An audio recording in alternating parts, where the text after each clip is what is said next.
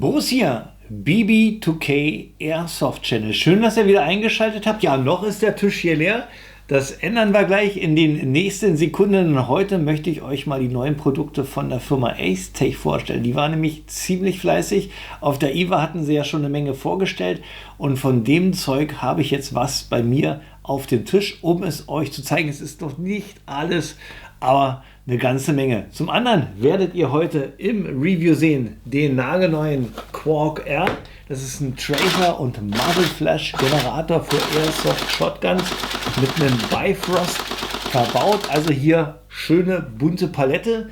Dann zeige ich euch den Predator X. Das ist ein reiner Tracer, der jetzt aber auch rot und grüne Tracer schießen kann. Richtig hell. Dann zeige ich euch den Bifrost M. Ist sozusagen die Erneuerung vom alten Bifrost, auch mit der Feature, dass er jetzt rot und grün kann, auch nochmal in Doppelrot. Warum Doppelrot, zeige ich euch dann, wenn es losgeht. Und zum Schluss für mich die eierlegende Wollmilchsau, den Bifrost BT. Das Ganze Bluetooth gesteuert, mit integrierten Chrono, mit Smartphone-App. Mega genial.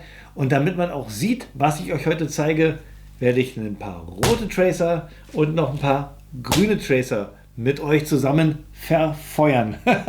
Seid ihr gespannt? Ich glaube, ich bin es auf jeden Fall. Intro ab und dann geht's los.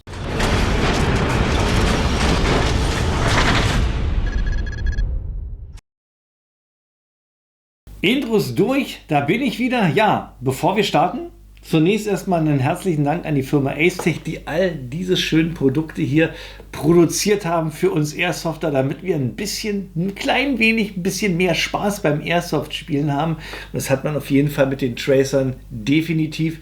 Ist einfach episch, damit zu schießen.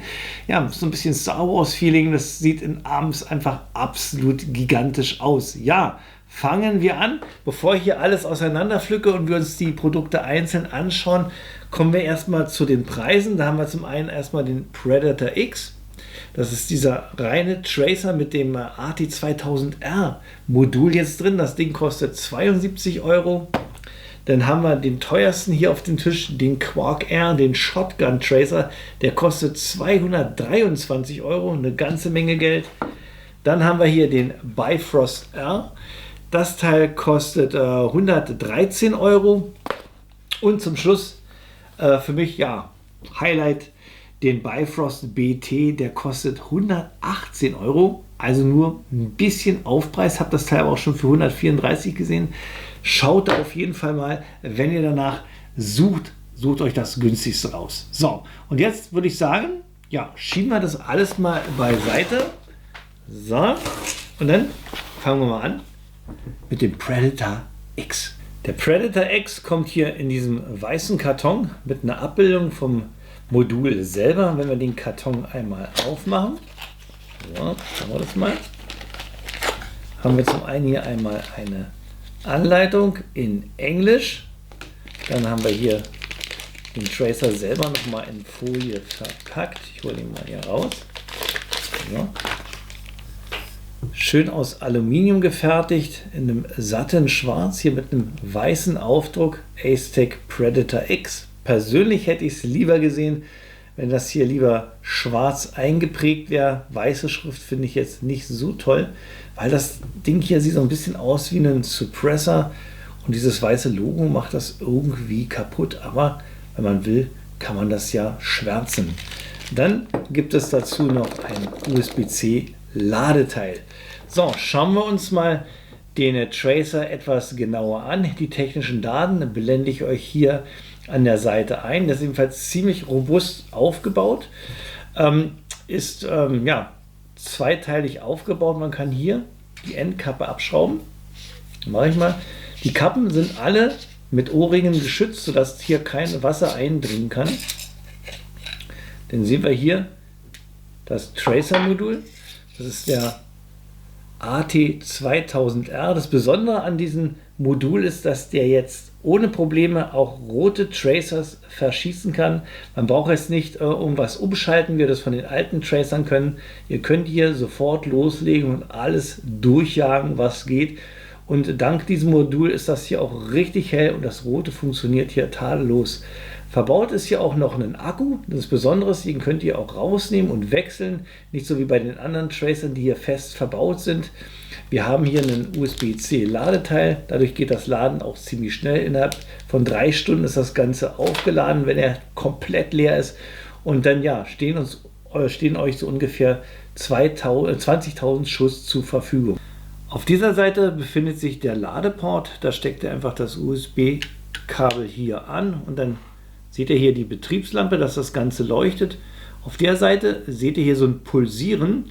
Das zeigt euch an, wie der Ladestand derzeit hier bei dem Tracer ist. Da das Ganze hier rot leuchtet, merkt ihr, ist noch nicht so ganz aufgeladen. Es gibt 3 Startis, einmal rot, orange und grün. Wenn das Ganze hier grün leuchtet, ist der Tracer so gut wie aufgeladen. Auf der anderen Seite befindet sich der An- und Ausschaltknopf. Einmal draufdrücken, ist der Tracer aktiviert. Das sieht man, wenn man hier mal so ein bisschen guckt. Seht ihr hier, da blinkt das grün. Und hier haben wir auch die Kennzeichnung, wenn das grün blinkt, ist der Tracer vollgeladen. Dann haben wir wieder die Kennzeichnung für orange und rot. Da seid ihr also immer auf der sicheren Seite und könnt kontrollieren, wie viel Power hier euer Tracer noch hat. Der Predator X verfügt über ein 14 mm Negativgewinde, Standardgewinde für alle Airsoft-Modelle.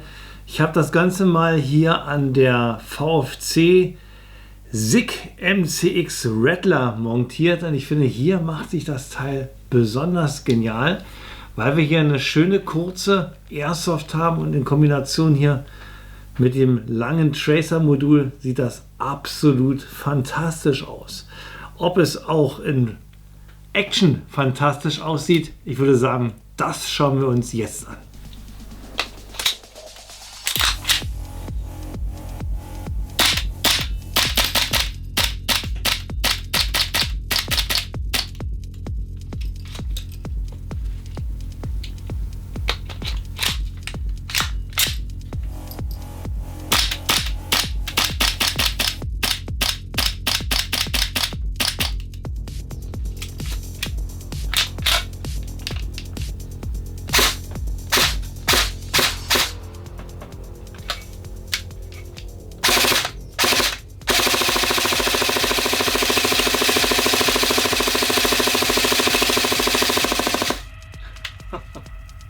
Kommen wir zum nächsten Produkt, den Bifrost R bzw. den Bifrost Double R. Das zweite R steht für, lasst euch überraschen, wir packen das Ganze mal aus. Zunächst erstmal den normalen. Der Bifrost R hat die gleichen Features wie der alte Bifrost, jedoch jetzt schon mit dem helleren Modul aus der R-Linie. Das heißt, dieser Bifrost Tracer Muzzle Flash Generator kann jetzt auch ohne Probleme rote Tracer BBs durchjagen. Das ist eine richtig schöne Sache. So, die ganze Funktionsweise, wie das Ganze aufgebaut ist, ist identisch mit den anderen Bifrost, dem älteren Modell. Wer das noch nicht gesehen hat, verlinke ich euch nochmal hier. Ich spare mir an dieser Stelle, euch die ganzen Features zu zeigen. Das machen wir nachher beim Bifrost BT in der Kombination mit der Smartphone-App.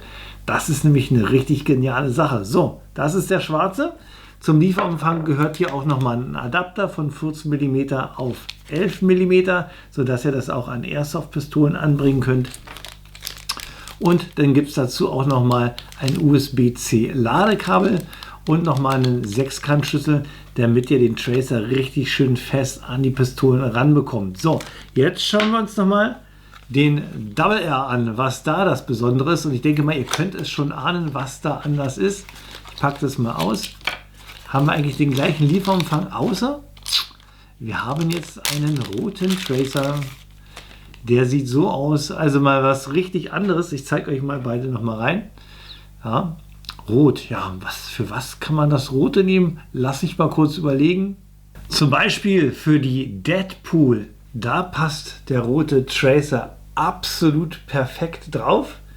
Richtig schöne Kombination.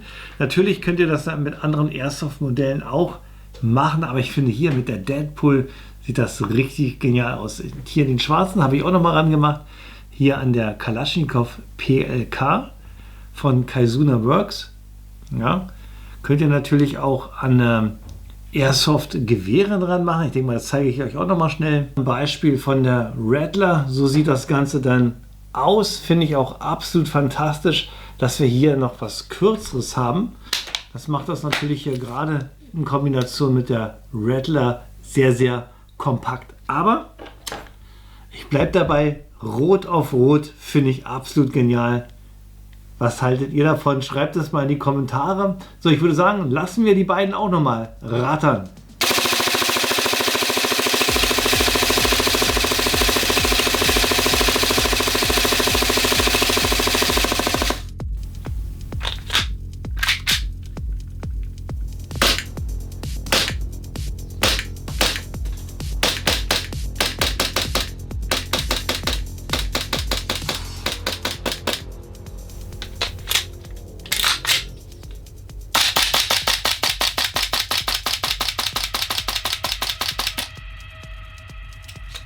Schauen wir uns als nächstes den Quark R von Ace an. Das ist der erste Airsoft Shotgun Tracer und Muzzle Flash Generator, gefertigt für die M870er Linie von Airsoft Modellen, also zum Beispiel der TM870, der Dominator, der APS, der PPS 870er Flinten, passt auch auf andere Airsoft Flinten mit einem bisschen Anpassung.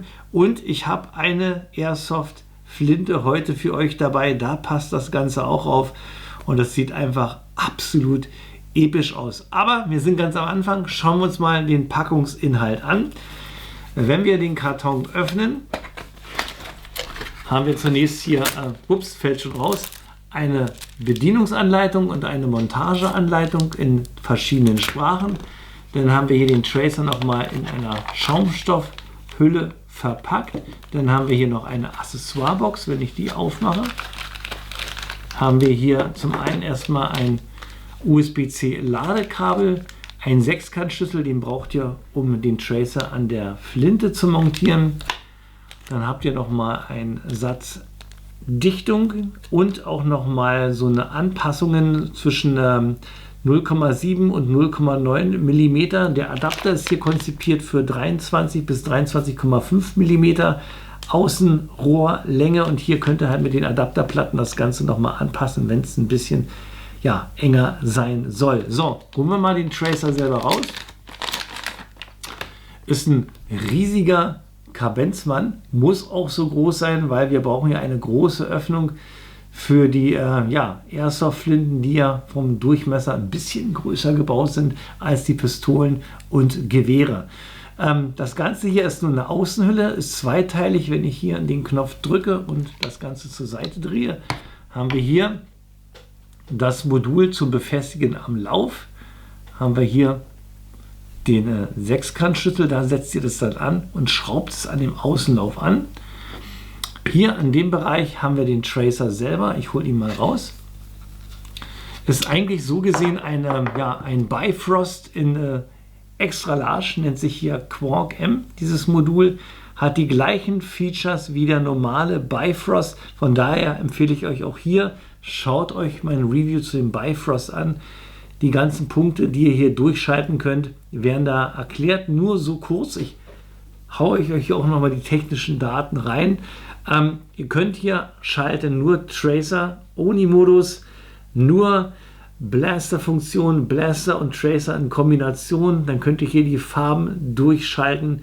7 verschiedene Farben stehen euch zur Verfügung. Das Ganze könnt ihr noch kombinieren. RGB-Farben, Regenbogenfarben. Also hier könnt ihr eine ganze Menge machen. Aber wie gesagt, zieht euch hier dafür mal das Review rein. Ich zeige euch jetzt erstmal, wie das Ganze montiert aussieht auf eine Airsoft-Flinte und danach zeige ich euch das mal auch nochmal in Action. Hier habe ich die Tokyo Marui M870 Gasflinte. Für dieses Modell ist der Tracer eigentlich verbaut, aber wie gesagt, ihr könnt ihn auch an andere Modelle anschrauben, die einen Außenlauf haben von ca. 23 bis 23,5 mm. Dann nimmt ihr hier den Adapter, steckt den einfach hier drauf und dann das Ganze mit einem Sechskantschlüssel festziehen.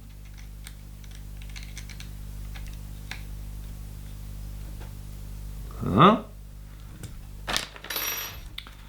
So sieht es dann aus. Und dann könnt ihr jetzt einfach den Tracer nehmen, vorher natürlich einschalten. Und so sieht das Ganze dann montiert auf der M870 Flinte aus. Dass man den Quark R auch auf andere Airsoft-Modelle schrauben kann, wenn der Durchmesser passt, hatte ich euch gesagt. Ich zeige euch jetzt mal, wo es passt und wo ich mich auch richtig darüber gefreut habe, dass es passt. Denn es passt auch auf die AA12 von Tokyo Marui. Und das Teil ist ja mal nun die Obershotgun im Airsoft-Bereich. Das Teil räumt ordentlich ab. Elektrisch betrieben, 6-Schuss-Modus, Autofeuer, geht das Teil richtig ab. Und ich würde sagen, wir machen hier kein Trockenfeuer. Jetzt zeige ich euch den Quark R mal in Action.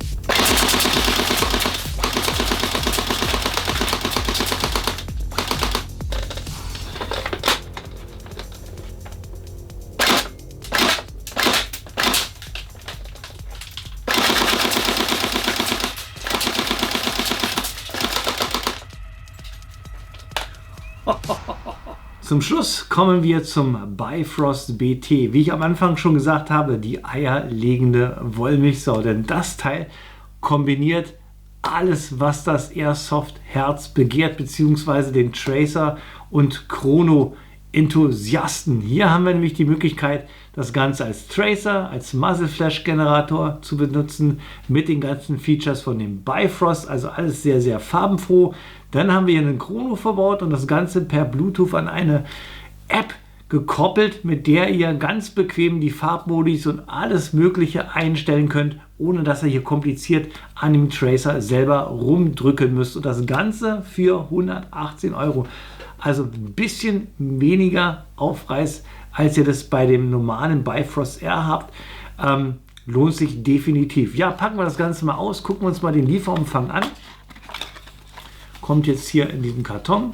Dann habt ihr hier wieder eine Anleitung, ziemlich dick, weil man hat eine ganze Menge Features, wieder in verschiedenen Sprachen. Dann haben wir hier wieder so eine kleine Visitenkarte und dann sieht das hier sehr, sehr aufgeräumt im Karton aus. Ich nehme die mal raus. Dann haben wir hier auch noch eine Accessoirebox. Da haben wir versteckt einmal einen Adapter von 14 mm auf 11 mm, also auch für Pistolen einsetzbar. Dann habt ihr wieder traditionell ein USB-C-Ladekabel und einen 6-Kant-Schlüssel. So, ich packe mal den Tracer aus. In der Zeit blende ich euch hier auch wieder die technischen Daten ein. Ja. So sieht er aus, also eigentlich so wie wir es kennen von den Bifrost, aber ein bisschen größer. Ich zeige euch mal den Bifrost R dafür rein.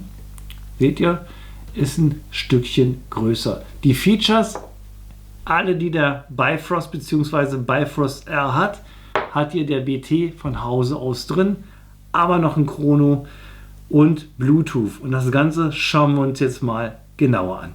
Um den Tracer zu verwenden, müsst ihr ihn natürlich anschalten. Das ist genauso wie beim alten Bifrost bzw. beim Bifrost R. Ihr müsst hier hinten die Kappe abschrauben. Hat auch eine schöne Dichtung, damit hier kein Wasser reinkommt. Zum Anschalten von dem Tracer müsst ihr hier einfach nur den Knopf drücken. Dann piept das einmal. So, und normalerweise könnt ihr ihn jetzt schon bedienen.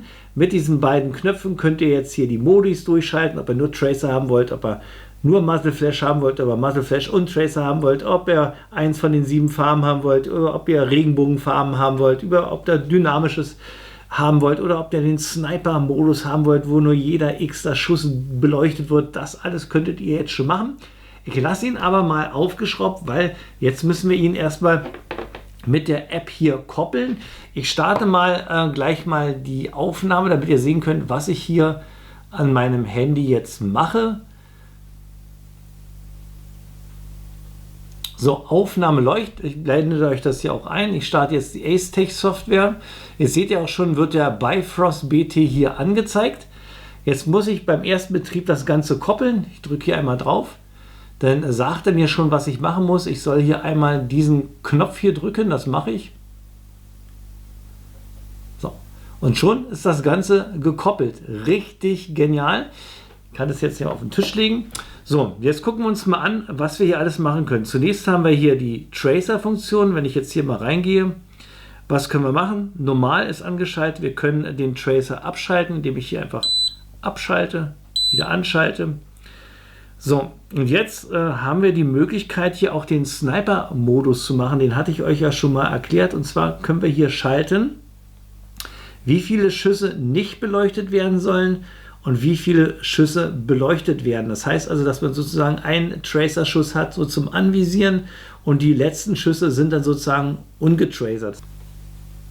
So, ich habe mal eingeschaltet jetzt dreimal versteckt, einmal Tracer, das heißt, der erste Schuss bekommt jetzt einen Tracer und die nächsten drei dann wieder nicht und danach wird wieder getracert. Schauen wir uns das mal an.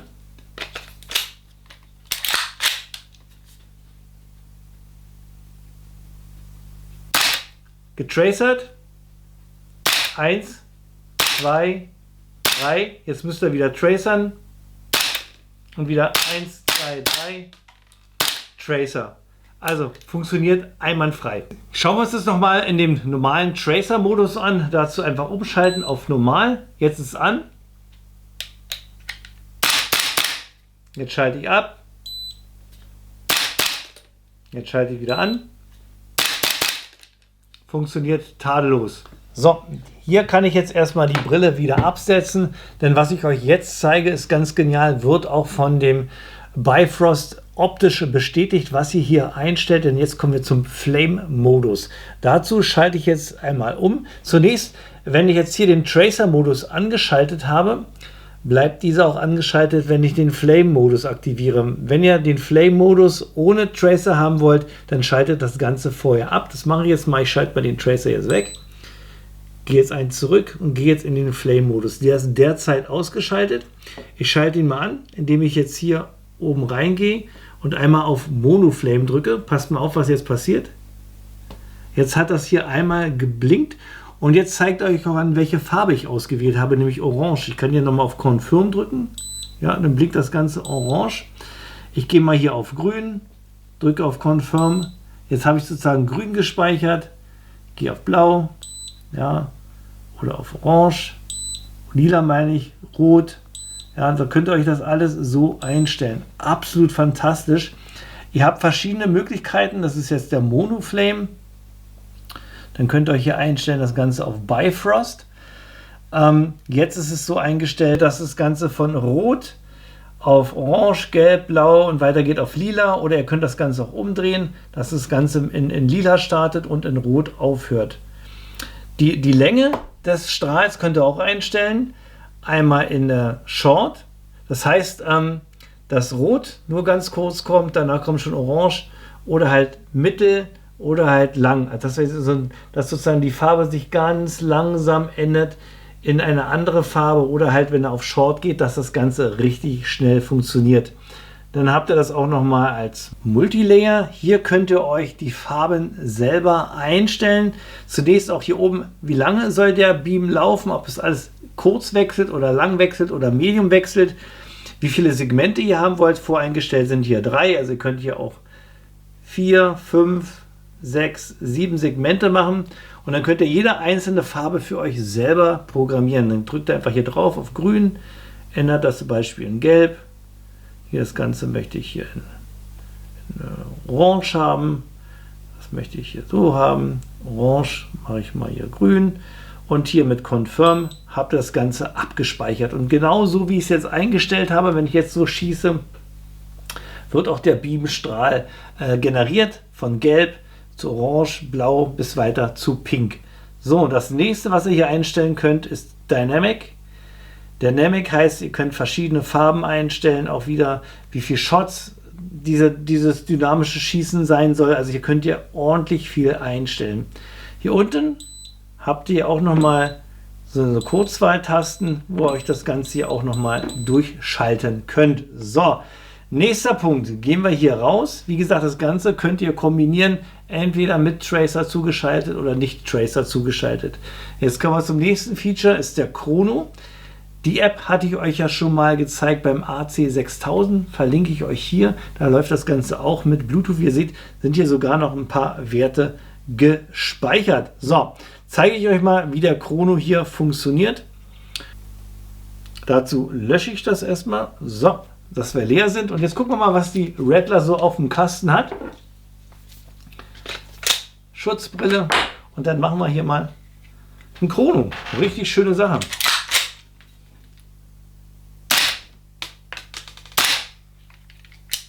Jetzt könnt ihr die Chronowerte hier absehen, wie viel Meter pro Sekunde, wie viel Rounds per Second, wenn wir jetzt Dauerfeuer spielen oder wie viel Joule. Ich kann jetzt hier auch umschalten in Joule, kann ich auch noch mal in anderen Werten umschalten, so ein FPS zum Beispiel und Joule. Ja, machen wir mal ein paar Schüsse weiter. Ja, Munition alle. Ja, und dann habt ihr das Ganze hier auch als Chrono-Werte abgespeichert. Das ist natürlich eine richtig geniale Sache. Gerade für mich hier als Airsofter, als YouTuber kann ich das schön für meine Reviews verwenden. Ja, und dann könnt ihr euch hier auch den Maximalwert, den Durchschnittswert und den Minimalwert einziehen. Also eine richtig tolle Sache. Könnt euch auch die Werte hier abspeichern. Die ganzen Features, was hier diese Chrono-Funktion hat, würde ich sagen, schaut euch das mal bei meinem Review von dem Ace-Tech AC6000 an. Dann setze ich die Schutzbrille nochmal auf und dann schauen wir uns jetzt nochmal den Bifrost BT in Action an. Und danach kommen wir zu meinem Fazit und der Kaufempfehlung.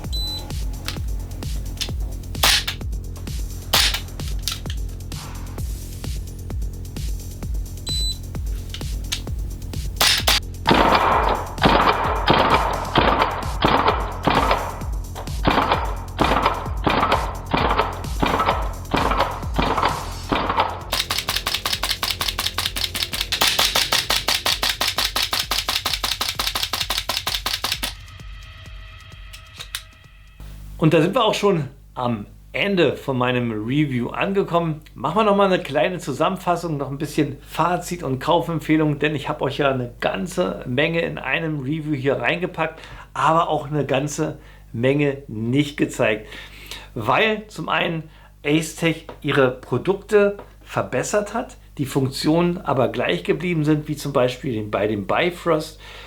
Schaut euch daher nochmal unbedingt das Review von meinem Ace-Tech Bifrost Video an, denn da gehe ich auf jeden einzelnen Modus genauer ein, wie man den einschaltet und was man da alles machen kann. Und genau das gleiche auch mit der Chrono-App. Bei dem AC6000 habe ich euch die ganze Chrono-Funktion in der Smartphone-App auch gezeigt. Das habe ich hier auch ausgelassen. Ja, Fazit erstmal zu allen 4 Produkten, die ich euch gezeigt habe. Ein Update, ein entscheidendes Update. Ihr könnt jetzt mit diesen Airsoft-Produkten ohne Probleme auch die roten Tracers verschießen. Da musste man bei den alten Tracern von Ace-Tech ja immer noch ein bisschen was umschalten, damit das funktioniert hat. Das braucht ihr jetzt bei diesem Modell nicht machen. Das funktioniert von Haus aus. Also ihr habt jetzt die Möglichkeit, rote Tracer zu verwenden und natürlich wie immer früher die grünen. Und beide leuchten gleich stark. Das hatte ich euch ja im Video auch gezeigt.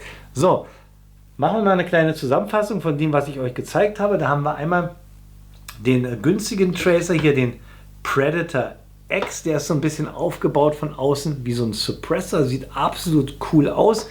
Intern ist der AT2000R verbaut, der Tracer.